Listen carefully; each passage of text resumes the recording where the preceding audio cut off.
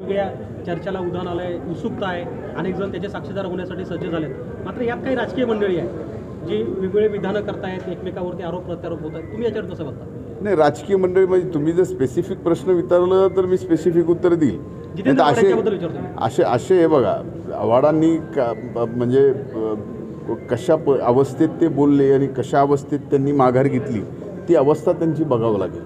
म्हणजे एकदा त्यांनी कुठल्या अवस्थेत ते बोलले प्रभू रामचंद्राबद्दल, ती अवस्था काय होती, आणि बोलल्यानंतर कुठल्या अवस्थेत त्यांनी माघार घेतली. म्हणजे एखादा माणूस शुद्ध नसल्यावरती एक चुकीचं बोलतो आणि शुद्ध आल्यावर मग खरं कबूल करतो, किंवा एखादा माणूस बेशुद्ध असल्यावरती बेशुद्ध अवस्थेत असल्यावर काहीतरी बोलतो आणि पुन्हा शुद्धीवर आल्यावर खरं म्हणतो.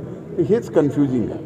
म्हणजे माझं म्हणणं एवढंच आहे की आपण देवाचं स्थान, तुम्ही देवाला मानता, आता देव हा सर्वांचा आला, धर्म वेगवेगळे आहेत. एका धर्मामध्ये ईश्वराला एकच ईश्वर मानला जातं. हिंदू धर्मामध्ये 33 कोटी आहेत, आता वाढलेत.